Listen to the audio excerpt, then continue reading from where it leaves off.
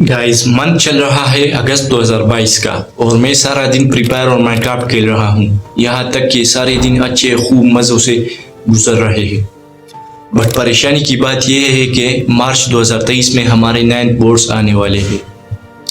अब आपको ये लग रहा होगा कि ये अब से स्टडी वगैरह शुरू कर देगा, बट ऐसा नहीं था। दिन गुजरते गए और मैं खूब मज़े करता गया, यहाँ तक कि नवंबर से दिसंबर आ गए। अब हार्डली 3 से 4 मंथ्स रह गए थे बोर्ड्स एग्ज़ाम आने तक। अब घर वालों की तरफ से प्रेशर आना शुरू हो गया।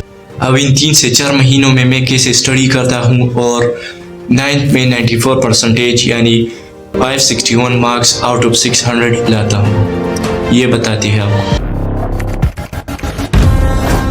गाइस, ये बताने से पहले आपको थोड़ा सा मैं अपना बैकग्राउंड बता देता हूँ। तो मैं नर्सरी से 8 तक, यानी नर्सरी होता है, फिर केजी होता है, फिर 1 2 3 4 5 6 7 8 तक तकरीबन सारों में मैं फर्स्ट आता था। फर्स्ट नहीं तो सेकंड या थर्ड वगैरह आ जाता था।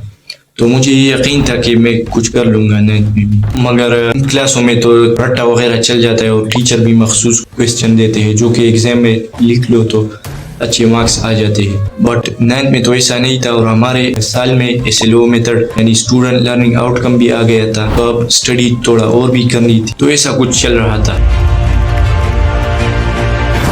अच्छा, तो गाइस, नवंबर में ये हुआ कि घर वालों ने मेरे लिए ट्यूशन देख लिया।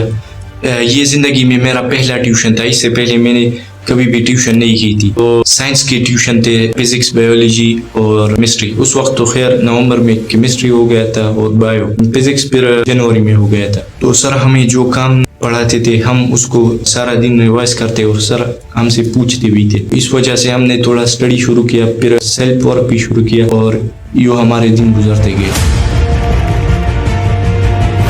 अब आ गए थे फरवरी यानी फेब का महीना और मैंने तकरीबन 80% सिलेबस कंप्लीट कर लिया था। केमिस्ट्री में एक चैप्टर रहता था इलेक्ट्रोकेमिस्ट्री, जो कि मुझे उस वक्त बहुत हार्ड लगता था।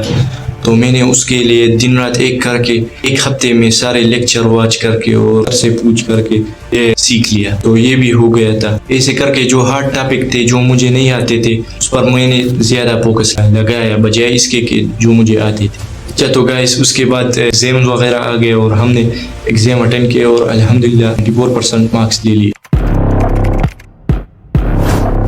अच्छा, तो ये तो हुआ हमारा स्टोरी। अब बात करते हैं कि आप कैसे बोर्ड एग्जाम्स में 94% मार्क्स या उससे ज़्यादा, मेरे से ज़्यादा ले सकते हो। तो उस पर बात करते हैं।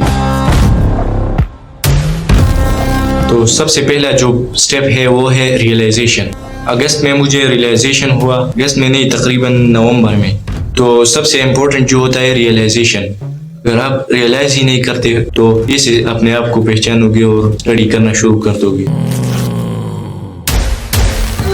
नंबर 2 जो पॉइंट है वो है बी पेशेंट। ये सभी नेचुरली नहीं होने वाला है कि एक दिन में सारा काम ख़त्म कर दोगे या फिर एक दिन में हो जाएगा। ये महीनों का काम है और ये सिलेबस भी इसलिए होता है, 1 साल का होता है। तो ये मिनिमम 6 महीने आपसे लेगा। तो आपने पेशेंट रहना है और सब्र करना है।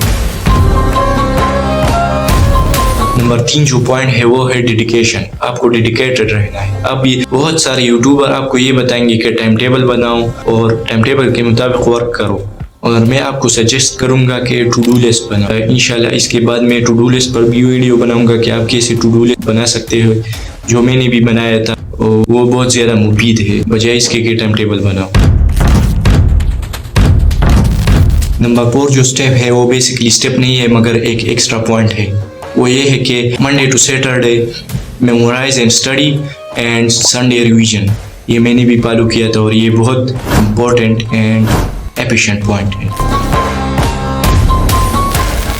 नंबर 5 सबसे एक इम्पोर्टेंट स्टेप वो ये है कि एग्ज़ाम में बिल्कुल भी स्ट्रेस नहीं लेना और पेपर्स वगैरह देने में भी रिलैक्स रहना है। अपने आप पर पूरा भरोसा करें और जो कुछ आता है वो लिख लिए, इंशाल्लाह आपके भरपूर मार्क्स आएंगे। और अपने आप पर भरोसा करें, ये सबसे बड़ा पॉइंट है।